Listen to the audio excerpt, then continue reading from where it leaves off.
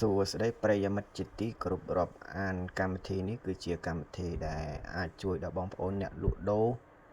ដែលប្រើសិភៅហ្នឹងមិនចាំបាច់ប្រើសិភៅទេគឺអ្នកចម្ពាក់អ្នកសងអ្នកខ្ចីអីហ្នឹងគឺយើងអាចកត់ត្រាបាននៅក្នុងកម្មវិធីនេះអញ្ចឹងបងប្អូនដែលអ្នកលក់តាមផ្ទះហ្នឹងគាត់ខ្ជិលរកប៊ិចរកសិភៅគឺអាចប្រើកម្មវិធីនេះបានគឺងាយស្រួលអញ្ចឹងយើងបើកកម្មវិធីហ្នឹងមកគឺខ្ញុំណែនាំតែម្ដងហ្នឹងហើយគឺយើងបង្កើតលេខសម្ងាត់ខ្លួនឯង4ខ្ទង់យើងចុចមកដូចថា22នឹងឧទាហរណ៍ប៉ុណ្ណឹងមកតបមកយើងចុចពាក្យថារក្សាទុកនឹងចាប់ផ្ដើមហ្នឹងហើយយើងចូលដល់កម្មវិធីអញ្ចឹងកម្មវិធីនេះគឺយើងអាចដូរភាសាខ្មែរនិងអង់គ្លេសបានអូខេតបមកវាមានមេនុយឈ្មោះអ្នកទិញទិញតំណែងថ្ងៃខែឆ្នាំកំណើតវាអូតូខ្លួនឯងអាហ្នឹងហើយម៉ោងគេទិញថ្ងៃខែឆ្នាំគេទិញហើយលក់ដុំលក់រាយលុយដុល្លារមានលុយខ្មែរហ្នឹងហើយនេះផ្សេងការកំណត់ផ្សេងនេះយើងផ្សេងដាក់ទេនេះបញ្ជីអ្នកចម្ពាក់អានេះអ្នកសងរួចហើយកន្លែងនេះគឺសង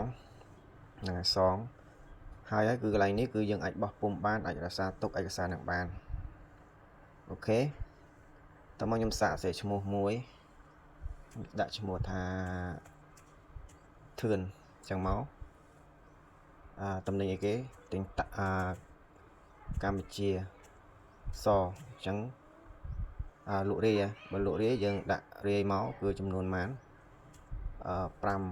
6កំប៉ុងអញ្ចឹងមកហើយតម្លៃមួយកំប៉ុងប៉ុន្មាន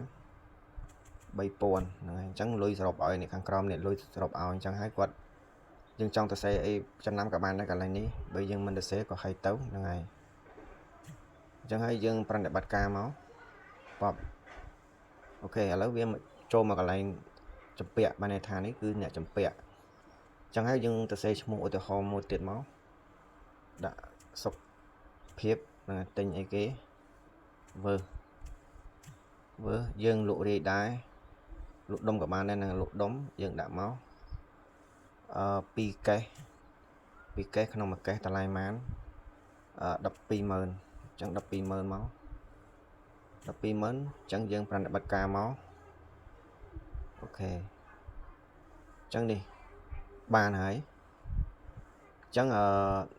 បញ្ជីសងរួចនេះគឺមិនទាន់មានទេដោយសារគាត់មិនទាន់សងអញ្ចឹងឧទាហរណ៍គាត់សងរួចយើងចុចសញ្ញាគ្រីសមកណាចុចសញ្ញាគ្រីសមកគឺបានន័យថាគាត់សងរួចហើយគឺអត់នៅកន្លែងចម្ពាក់ទៀតទេគឺមិននៅកន្លែងសងរួចអញ្ចឹងគឺឆូតបានន័យថាគាត់សងរួចហើយ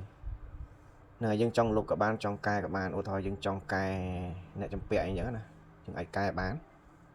ហ្នឹងហើយកែហើយគឺយើងអាចរក្សាទុកបានហ្នឹងហើយយើងអាច save ទៅជាការបោះពុម្ពរក្សាទុកជា PDF ឬក៏រក្សាក្នុង backup ឬក៏នាំចេញឯកសារបំរុងអីជាដើមហ្នឹង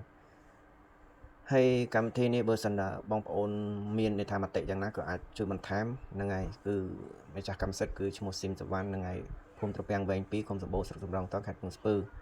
ខ្ញុំជាអ្នកបង្កើតនៅកម្មវិធី app ទូរស័ព្ទនេះមិនថាសម្រាប់ iOS មិនថាសម្រាប់ទូរស័ព្ទ Oppo Android Samsung ហ្នឹងហើយជាពិសេសនេះគឺអាចដូរលេខសម្ងាត់បានទៀតបងប្អូនយើងចង់ដូរបានហ្នឹងហើយអញ្ចឹងហើយមានចម្ងល់អីមតិអីក៏សូមជួយបន្ថែមព្រោះនេះគឺការចែករំលែកដោយសារតែខ្ញុំ